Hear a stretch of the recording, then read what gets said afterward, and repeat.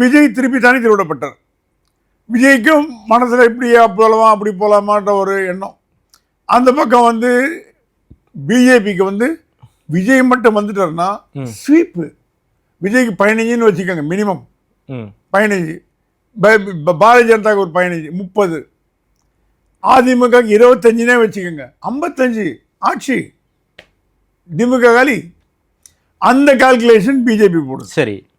ஆனால் விஜய் கூட இருக்கிறவர்கள்லாம் என்ன சொல்கிறாங்களாம், விஜய் நீங்கள் அந்த மாதிரி பண்ணாதீங்க, உங்கள் எதிரி திமுக நீங்கள் சொல்லிட்டீங்க, ஆனால் நீங்கள் அண்டர் கிரவுண்டில் அதிமுக ஒழிக்க பாருங்க.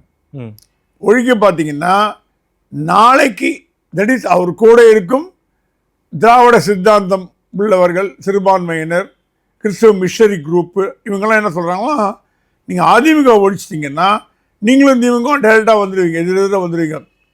அப்போது எங்களுக்கும் நீங்கள் திராவிட சித்தாந்தம் இது ஒரு 100 வருஷமாக இருக்க தமிழ்நாட்டில் திராவிட சித்தாந்தம் ஏதோ அவங்களுக்கு தெரியப்படும். இந்த தேர்தலில் தோற்று போச்சுன்னா அதிமுக காணாமல் போய்ட்டு தெரியப்படும்.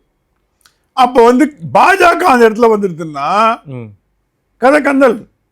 பாஜக அடுத்து ஆட்சி பிடிச்சிடும்.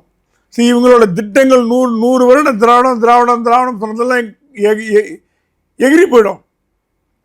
அதனால விஜயை பிளான் பண்ணி அதிமுக மாற்றாக விஜய் உள்ள கொண்டு வந்து திமுக விஜய் அந்த மாதிரி பிளான் பண்ணுறாங்க. ஓகே.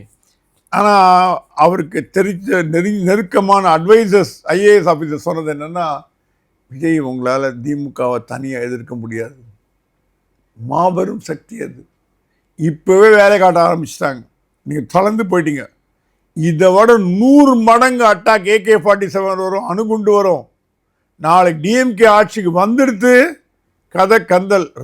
விஜயகாந்தோட 100 மடங்கு அட்டாக். அவராக காலேஜ் இடித்தாங்க, கல்யாண மண்டபம் இடித்தாங்க, அதை விட உங்களே அடிச்சிருவாங்க. அவங்க எந்த லெவலுக்கும் போவாங்க. தான பேண்டெல்லாம் கிடையாது, ஸ்ட்ரெயிட்டு அட்டாக் தான். உங்களால் தாங்க முடியாது. நீங்கள் ஒரு கட்சியை விட்டுல ஊரை விட்டு ஓடும்படி பண்ணுவாங்க. அதனால் நீங்கள் திமுக வர்றதை நீங்கள் தனியாக போட்டி போட்டிங்கன்னா 100க்கு 100 திமுக தான் வரதுக்கு வாய்ப்பு. 4 முனை போட்டி வந்தால் ஓட்டு ஸ்ப்ளிட் ஆகும், ஆன்டி டிஎம்கே ஸ்ப்ளிட் ஆகும், ஈஸியாக டிஎம்கே வந்துட்டு போயிடும். உங்களை காலி பண்ணுவாங்க. உங்களை அரசியலில் மட்டும் இல்லை, உங்கள் லைஃபே காலி பண்ணுவாங்க. சினிமா லைஃப், அரசியல் லைஃப் எல்லாம் காலி. வடிவேல் என்னாச்சு, விஜயகாந்த் எதிர்த்தார், அப்படி பேசினார், கூலிக்கு மாரடிச்சார், கேரியரே போச்சு, இண்டஸ்ட்ரியல் எடுத்து வச்சிட்டாங்க. அவரை அந்த நிலைமை உங்களுக்கு வரக்கூடாதுன்னு பண்ண உடனே பாய்ச்சிட்டார்.